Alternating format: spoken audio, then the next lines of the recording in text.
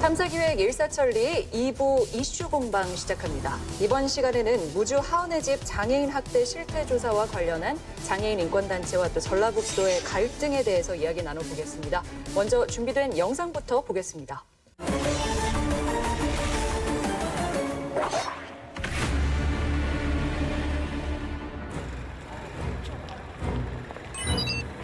전북도청 앞에서 시위를 하는 사람들. 이들은 무주 하은의 집 민관합동조사를 파기한 전라북도를 규탄하며 거리에 서 있다. 전라북도가 이 사건을 조사하기 시작한 건 지난 7월. 그러나 이렇다 할 보고서를 내놓지 못하자 장애인 인권옹호연대는 철저한 진상규명을 촉구하는 글을 국민청원 게시판에 올리게 됐다. 장애인 인권연대가 요구하는 것은 민관합동조사. 전라북도는 당초 민간합동조사를 수용했으나 구체적인 방법 등에서 합의를 하지 못하고 조사는 장애인 권익옹호기관으로 넘어갔다. 장애인 인권연대가 이처럼 민관합동조사를 요구하는 것은 장애인 옹호기관을 신뢰할 수 없기 때문이라는 게 그 이유다. 도에서는 자기네들에 맞는 사람들만 고집을 하고 있는 상황이어서 그런 것이 아직까지 조율이 되지 않다 보니까 조사를 담당한 전북 장애인 권익옹호기관은 법률에서 명시한 법적 기관이다. 그러나 장애인 인권옹호연대 측은 이들의 조사를 신뢰할 수 없다면서 강하게 불신을 제기하고 있는 상황. 비언어적인 의사소통 전문가들을 통해서 처음부터 전수조사를 했다라고 하면 이렇게 직원들, 가해자 4명만 이렇게 고발되거나 이제 이런 되게 그 솜방망이 처벌이나 사실 이렇게 나오지 않았을 것 같아요. 근데 조사의 정확성이나 전문성에 이렇게 의심이 갈 수밖에 없는 상황입니다.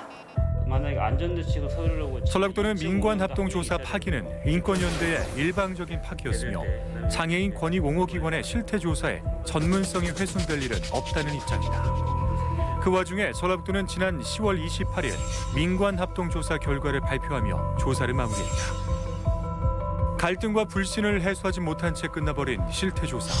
그 와중에 사건의 진실은 어둠 속으로 묻혀버린 것은 아닌지 다시 한번 되물을 때다.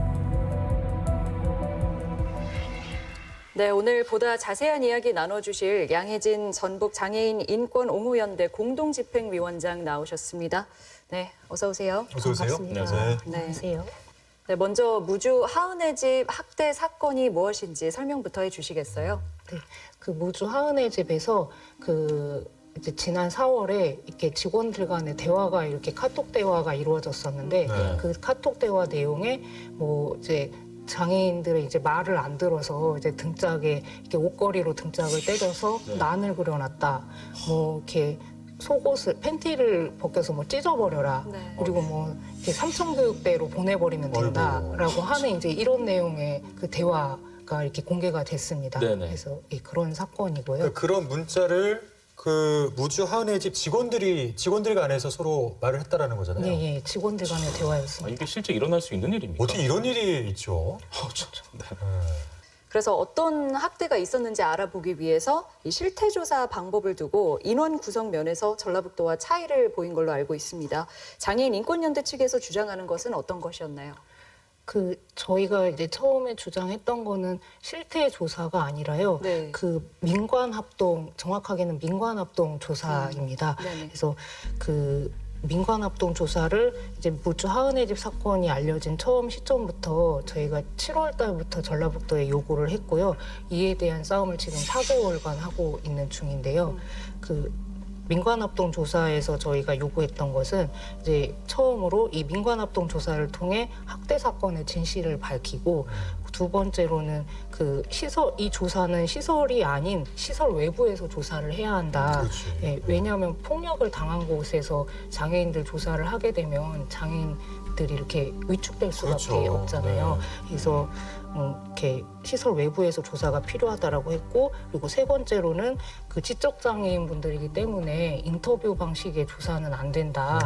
네, 그래서 비언어적인 의사소통 전문가들에 의한 그 관찰 조사가 진행이 되어야 된다라고 요구를 했어요. 그렇겠습니다.